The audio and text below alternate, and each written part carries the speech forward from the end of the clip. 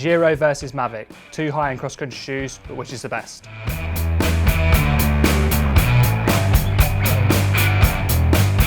So I'm going to start with the Giro Empire VR90, very nice shoe. The first thing you're immediately going to notice is that it has laces. Obviously a fairly old technology, but a fairly new technology in mountain bike shoes. The glaring omission with laces is that you lose the ability to adjust your shoe on the fly. So if you get hot feet or hot spots or anything like that, you have to get off your bike, undo the laces and redo them up. In practice, I found that I didn't really have to do this because you can get the fit really spot on because there's points of adjustment all the way up the shoes. Instead of there being a couple of boas or one strap there and a strap at the bottom, that can often dig in and create the hot spots. It's a very kind of even fit all the way up.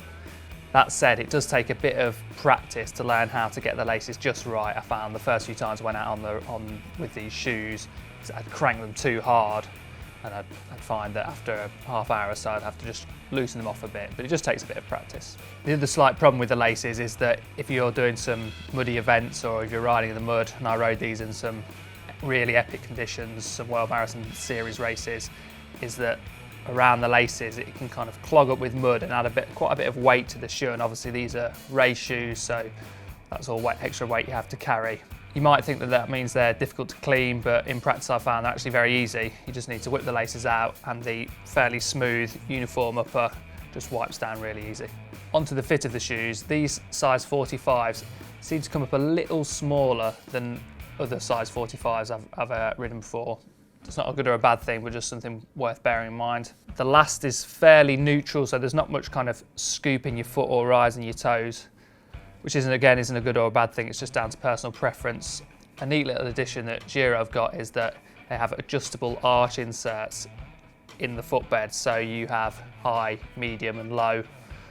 I found I just stuck with the medium and it suited my feet quite well. Much like other Giro shoes, the heel cup is absolutely rock solid. It's pretty thick really, you don't kind of expect it to be that thick, and it did cause some slight scuffing on the heels just there on the cranks, but only very minor. But yeah, once you've got that shoe tightened up, there is absolutely no heel slip at all. Onto the sole, being a high-end cross-country shoe, it's obviously made of carbon fibre, meaning incredibly stiff and none of your energy is being wasted, it's all going straight to the pedals. The tread is a Vibram grip, very nice. It's fairly tacky, so it's quite good for walking in on kind of dry rocks and stuff like that, but I did find, because the tread is fairly smooth, that on wetter conditions or greasy conditions, running in the mud, or any time it gets wet, is that it's not actually as grippy as you want it to be. I think it do slightly better with some more deep channels in the grip. One thing I really like about the sole is the large piece of rubber there.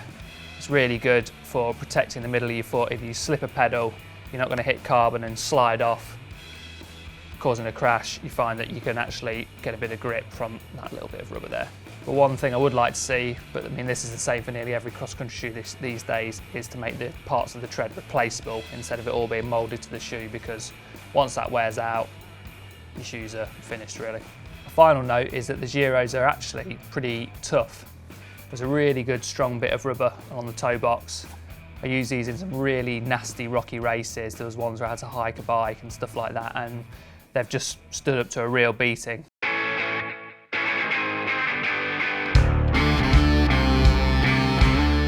Onto the Mavic Crossmax SL Ultimate, another very high-end race shoe. The first thing you're going to notice compared to the Giro shoe is that it's got a dial retention system. This is Mavic's own ergo dial retention system. The adjustment on the shoe is very fine, so each click does about 0.5 mil.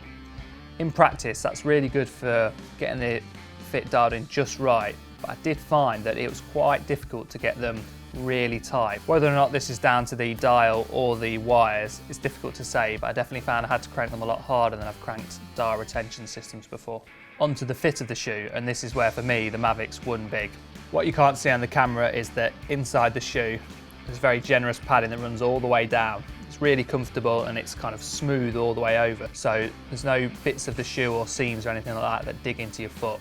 Another thing I like, because I've got weird Hobbit flipper feet where they're quite long, very wide at the end but then very thin ankles, is that the toe box is very wide, Quite often I find that shoes come a bit narrow, but if the end of your feet are quite wide, these fit really well. Whereas the heel cup is still fairly narrow, so you get a good bit of grip there. I'd say it isn't quite as secure as the Giro. The fabric inside is quite smooth, and I think you might need some directional fabric just to kind of lock your heel into place, but it's not a deal breaker, and it was kind of more apparent when I was walking, and as soon as you clip into the bike and start pedaling, it didn't feel like I was losing any power. Once again, it has a fairly neutral last, so there's not much kind of arch support built into the shoe. Onto the sole, much like the Giro, super stiff carbon sole, pretty standard on race shoes like this. The rubber's a bit more tacky, so it's nice and grippy. Another thing I liked is that there's these deep channels built into it, so it's a lot better in sort of muddy conditions and things like that. That being said, I did find that with those two exposed carbon bits just there, that they were a little bit more slippy if you slip a pedal compared to the Giros. Not as bad as some shoes, but it's definitely worth taking into consideration. If you like cyclocross, you've got places to put studs, and as I've just said, big deep channels for grip in the mud. So all in all, a great lightweight, grippy sole, but just like the Giro, you can't replace the gripper, which is a bit annoying. I found the Mavics were a little bit cooler than the Giros and performed a bit better in the heat, just down to these perforated channels in the upper. So the Mavics would have been a strong contender for the win, but for one problem, and it's down to the side of the shoe here. After only a couple of rides, I immediately noticed I started to wear down the rubber. It's a bit of a deal breaker on such a high-end shoe, and I even found that it was starting to wear down the heli tape on the outside of my crank. So bad that I could even hear it squeaking every time I was kind of cranking around like that, because just there the rubber's quite sticky as well, so it kind of, every time I was cranking around, you hear it like that, and that's obviously power being lost through friction.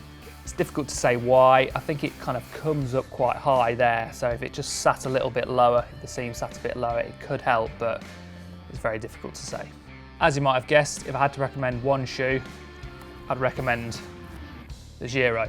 They're marginally lighter than the Mavics, they're ever so slightly cheaper, the sole is really durable.